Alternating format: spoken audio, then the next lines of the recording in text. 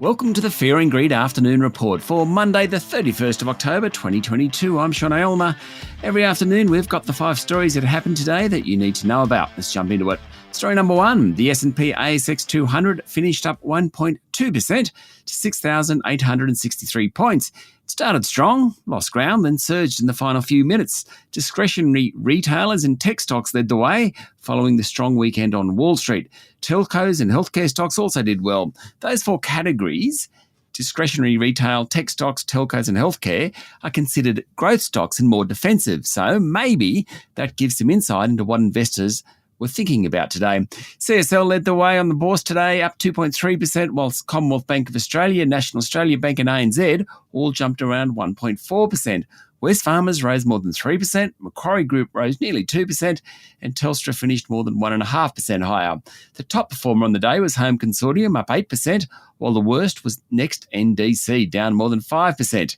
In corporate news, wet weather and maintenance work meant revenue at Origin during the September quarter was flat, but Chief Executive Frank Calabria was upbeat about the energy giant's prospects and its share price jumped 3%, and the boss of real estate investment trust Vicinity Centre, Grant Kelly, said he'll step down next year. Story number 2. There were more rumblings today about changing the petroleum resource rent tax, with Assistant Treasurer Stephen Jones admitting that Labor is considering increasing it. He said there are some pretty well-founded criticisms about how the tax is designed and whether it's fit for the times. He said the PRRT, which taxes earnings on the sale of petroleum products like oil and gas, was designed for a different era. And the Prime Minister Anthony Albanese today conceded that the government will have to make practical changes to its industrial relations agenda. The government wants to push through an omnibus bill full of IR changes ahead of Christmas. But crossbenchers Jackie Lambie and David Pocock said they won't be rushed and need more time to scrutinise some of the more controversial elements of the bill, including multi-employer bargaining. Like many good bills in Parliament, this one will be a negotiation. Also, Mr Albanese said the government remains in discussion with the gas sector about being more active in that market. Story number 3, EML Payments has had a tough time of it over the past 18 months or so, and today its share price fell 35% after it said it will have to stop onboarding new customers. The UK Financial Conduct Authority said it had similar concerns about EML subsidiary Prepaid Financial Services, as outlined by the Central Bank of Ireland back in July. Now, basically, the Irish regulator found gaps in EML's remediation program over alleged anti-money laundering shortcomings. EML share price hit a peak of $5.75 in April last year. Today, it closed at 41 cents. Ouch.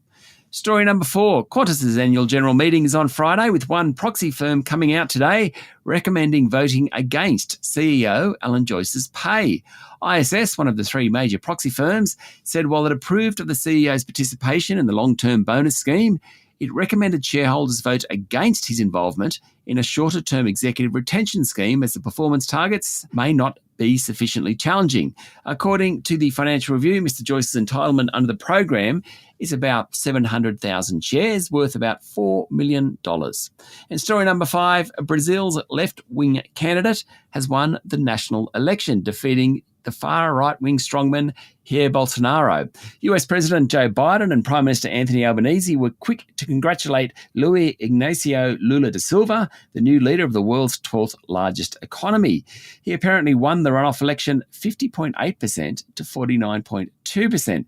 His predecessor, Mr Bolsonaro, was close to former President of the US, Donald Trump. Lula is an interesting character, having been president from 2003 to 2010 before ending up in prison, convicted of graft, before those charges were annulled. There you go. That's it for the afternoon report for Monday, the 31st of October, 2022. Michael Thompson and I will be back tomorrow morning with the Tuesday edition of Fear and Greed. I'm Sean Aylmer. Enjoy your evening.